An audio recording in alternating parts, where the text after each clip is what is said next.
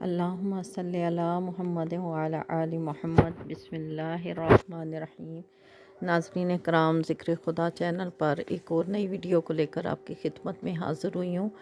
آج کی اس ویڈیو میں ہم زکوٰۃ کے بارے میں ڈسکس کریں گے کہ زکوٰۃ دینا کس پر فرض ہے، زکوٰۃ کے معنی کیا ہیں، زکوٰۃ کتنی فرض ہوتی ہے اور کس پر دینا فرض ہے، اور کون مستحق ہے جس کو زکوٰۃ دی جائے، اور اس کے ساتھ ساتھ اور بہت سارے ضروری سوالات جو زکوٰۃ سے متعلق ہیں لے کر آپ کی خدمت میں حاضر ہوئی ہوں۔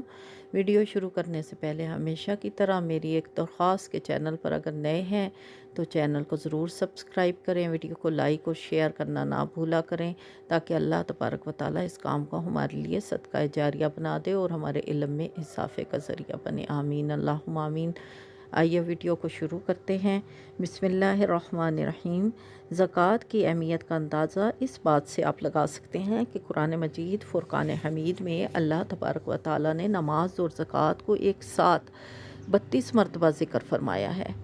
علاوہ ازیں اگر دیکھا جائے تو زکوٰۃ دینے والا بہت ہی خوش نصیب اور آخری سعادتوں کو اپنے دامن میں سمیٹنے والا انسان ہے۔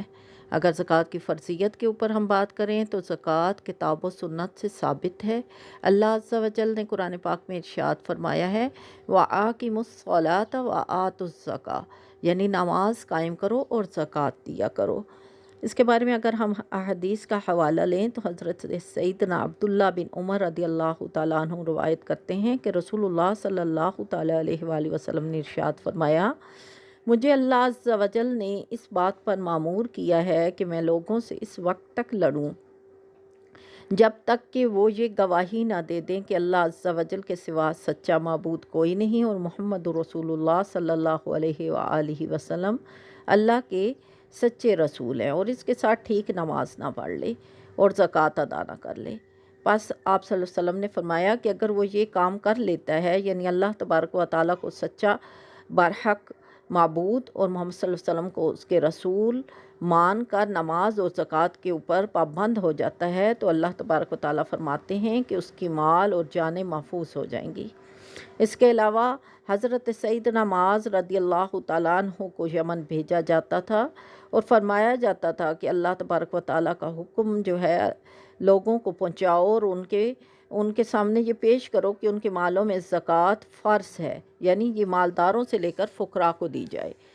اس کے علاوہ حضرت سیدنا ابو بکر رضی اللہ تعالیٰ عنہ کا اگر فرمان دیکھیں تو وہ فرماتے ہیں کہ اللہ عز و جل کی قسم، میں اس شخص سے جہاد کروں گا جو نماز اور زکوٰۃ میں فرق کرے گا، یعنی نماز کو تو فرض مانے مگر زکوٰۃ کو فرض نہ مانے، کیونکہ زکوٰۃ بھی ہمارے دین کے فرائض میں سے، یعنی جو دین کے ہمارے 5 رکن ہیں ان میں سے ایک رکن زکوٰۃ ہے جو کہ ہم پہ اوپر فرض ہے۔ اور زکوٰۃ جو ہے وہ مال کا دینا ہے، یعنی اللہ کی راہ میں مال مستحق تک پہنچانا، یعنی اپنے مال کا جو 40واں حصہ ہے اس کو اللہ تبارک و تعالیٰ کی راہ میں مستحق لوگوں کو پہنچانا۔ زکوٰۃ دینے سے مال پاک ہو جاتا ہے، جیسے کہ حضرت سیدنا انس بن مالک رضی اللہ تعالیٰ عنہ فرماتے ہیں کہ اپنے مال کی زکوٰۃ نکالو تاکہ وہ پاک کرنے والا ہو جائے، یعنی پاک ہو جائے۔ مال سے زکوٰۃ جب نکل جاتی ہے تو مال بالکل پاک ہو جاتا ہے۔ اللہ تبارک و تعالیٰ ہمیشہ ہمیں دینے والوں میں سے کرے۔ اور اب آتے ہیں ان لوگوں کی طرف جو جان بوجھ کر زکوٰۃ نہیں دیتے، تو زکوٰۃ نہ دینے والے پر لعنت کی گئی ہے، جیسے کہ حضرت سیدنا عبداللہ بن مسعود رضی اللہ تعالیٰ عنہ روایت کرتے ہیں کہ زکوٰۃ نہ دینے والے پر رسول اللہ صلی اللہ تعالیٰ علیہ وآلہ وسلم نے لعنت فرمائی ہے۔ اب آتے ہیں کہ زکوٰۃ کو زکوٰۃ کیوں کہا جاتا ہے۔ اس کا لغوی معنی یہ ذہن میں رکھیں کہ طہارت سے لیا گیا ہے، یعنی چونکہ زکوٰۃ بقیہ مال کے لیے طہارت اور افزائش کا سبب بنتی ہے، یعنی ایک تو اس سے مال پاک ہو جاتا ہے، دوسرا اس سے مال بڑھتا ہے، اسی لیے اسے زکوٰۃ کہتے ہیں۔ زکوٰۃ کی اقسام کی بات کریں تو زکوٰۃ کی 2 اقسام ہیں، مال کی زکوٰۃ اور افراد کی زکوٰۃ۔ مال کی زکوٰۃ جیسے سونا چاندی وغیرہ، مال تجارت کا ہونا، مویشیوں کا ہونا، زراعت کا ہونا، پھلوں کی زکوٰۃ وغیرہ۔ اس میں جو مویشی اور زراعت اور پھلوں کی زکوٰۃ ہوگی اسے ہم عشر بولتے ہیں، اور جو سونا چاندی اور مال تجارت پہ ہوگی اسے ہم زکوٰۃ بولتے ہیں۔ لیکن افراد کی زکوٰۃ سے مراد صدقہ فطر ہے، یعنی جو رمضان شریف میں ہم دیتے ہیں اسے صدقہ فطر کہتے ہیں۔ اس کے بعد ایک اور سوال ہے کہ زکوٰۃ کس پر فرض ہے؟ تو ذہن میں رکھیں، زکوٰۃ دینا ہر اس عاقل بالغ اور آزاد مسلمان پر فرض ہے جس کے اندر یہ شرائط پائی جائے۔ کون سی شرائط؟ تو یہ شرائط ہیں کہ ایک تو اس کا مال نصاب کا مالک ہونا، یعنی جو نصاب زکوٰۃ کے لیے ضروری ہے اس کا مالک ہونا۔ یہ نصاب جو ہے وہ نامی ہو، یعنی اس کا اپنا ذاتی ہو، اس کے قبضے میں ہو۔ نصاب جو کسی اور کے قبضے میں ہو وہ اس کا مالک نہیں کہلائے گا۔ نصاب اصلی یعنی حاجت اصلیہ، اس سے کہتے ہیں کہ جو ضرورت زندگی سے زائد ہو، یعنی جو نصاب اصلیہ کا مالک ہو، یعنی اس کے پاس جتنا کچھ بھی زندگی میں ضروریات کے لیے چاہیے، جیسے گھر ہے، گاڑی ہے، اس کے بعد کاروبار ہے، کھانے پینے کے برتن ہیں، کپڑے ہیں، جو ضروریات کے بستر ہے، سب کچھ اس کے پاس موجود ہے، اور اس کے بعد اس کے پاس اتنا مال بھی ہے جس میں جو ہے 7 تولے سونا اور 52.5 تولے چاندی اس کے پاس، یا اس کے ریلیٹڈ اتنی مالیت کی رقم ہے یا مال تجارت ہے، تو پھر وہ نصاب اصلیہ کا مالک ہے، یعنی اس کے اوپر زکوٰۃ واجب ہے کہ وہ اس کو زکوٰۃ دے۔ جس کا کل مال اگر حرام ہو وہ کیا کرے؟ یعنی اس کے پاس نصاب تو ہے لیکن اس کی وہ جو کمائی ہے وہ حلال نہیں ہے، تو حلال کمائی کے اوپر زکوٰۃ ہوتی ہے۔ حرام چونکہ ایک چوری یا جو بھی وہ ذریعہ ہے وہ صحیح نہیں ہے اور اس کا وہ مالک نہیں ہے بلکہ کسی سے لیا گیا مال ہے، تو ایسے مال کے اوپر سے نہ صدقہ ہوتا ہے، نہ خیرات ہوتی ہے، اور نہ ہی زکوٰۃ ہوتی ہے، اور نہ ہی حج ہوتی ہے، بلکہ ان سب کے لیے ہمارے پاس حلال کمائی کا ہونا ضروری ہے۔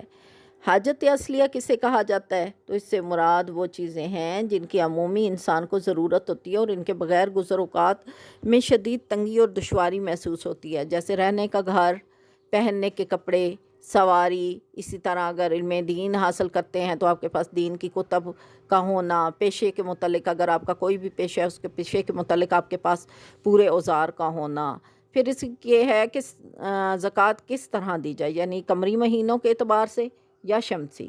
قمری مہینے کہتے ہیں جو چاند کی تاریخ ہیں، اور شمسی مہینے کہتے ہیں جو ہمارا کیلنڈر ہے۔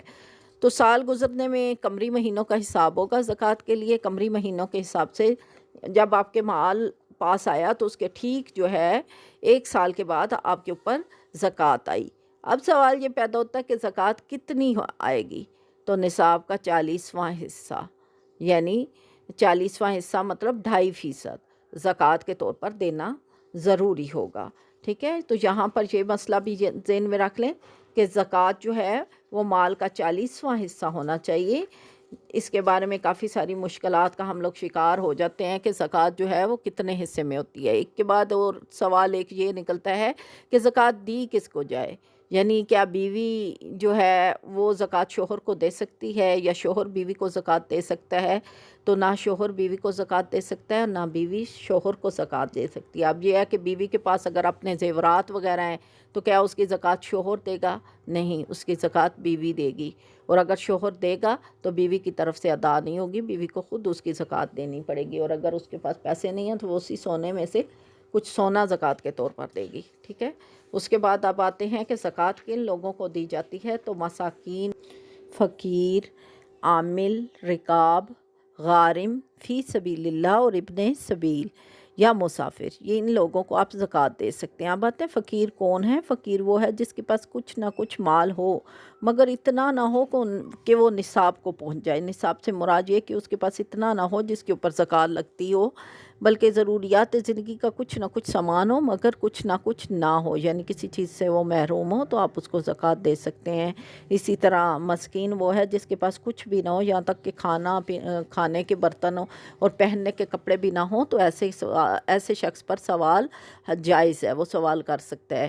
اسی طرح عامل وہ ہے جسے بادشاہ نے زکوٰۃ اور عشر وغیرہ وصول کرنے کے لیے مقرر کیا ہو، اس کو بھی آپ زکوٰۃ دے سکتے ہیں۔ رکاب سے مراد مکاتب ہے، مکاتب اس غلام کو کہتے ہیں، اور اسی طرح فی سبیل اللہ یعنی اللہ کی راہ میں خرچ کرنے کے معنی میں بھی آپ زکوٰۃ دے سکتے ہیں، جیسے کسی مدرسے کو دے دیا، کسی محتاج کو دے دیا، کسی مسافر کو دے دیا۔ اب ان لوگوں کے بارے میں آتے ہیں کہ جن کو آپ زکوٰۃ نہیں دے سکتے، آپ زکوٰۃ ماں کو نہیں دے سکتے، باپ کو نہیں دے سکتے، بیوی کو نہیں دے سکتے، بیٹے بیٹی کو نہیں دے سکتے، پوتا پوتی کو نہیں دے سکتے، نواسا نواسی کو نہیں دے سکتے، دادی دادا کو، نانی نانا کو آپ زکوٰۃ نہیں دے سکتے۔ اور کن رشتہ داروں کو زکوٰۃ دے سکتے ہیں؟ اس میں بہن ہے، بھائی ہے، چچا ہے، پھوپھی ہے، خالہ ہے، ماموں ہے، بہو ہے، داماد ہے، ستیلا باپ ہے، ستیلی ماں، شوہر کی طرف سے ستیلی اولاد، بیوی کی طرف سے تو ستیلی ماں۔ امید کرتی ہوں کہ یہ تمام مسائل آپ کی سمجھ میں آگے ہوں گے۔ انشاءاللہ عز و جل آئندہ کی ویڈیو میں اسی ٹاپک کے متعلق اور بہت سارے سوالات لے کر آپ کی خدمت میں حاضر ہوتے رہیں گے۔ آپ ویڈیو کو دیکھتے رہیے گا اور آگے شیئر کرتے رہیے گا، تاکہ اللہ تبارک و تعالی ہمارے اس عمل کو اپنی بلند بارگاہ میں قبول و منظور فرمائے اور ہمیں صحیح معنوں میں علم دین سیکھنے، سمجھنے اور عمل کرنے کی توفیق عطا فرمائے۔ السلام علیکم ورحمۃ اللہ وبرکاتہ۔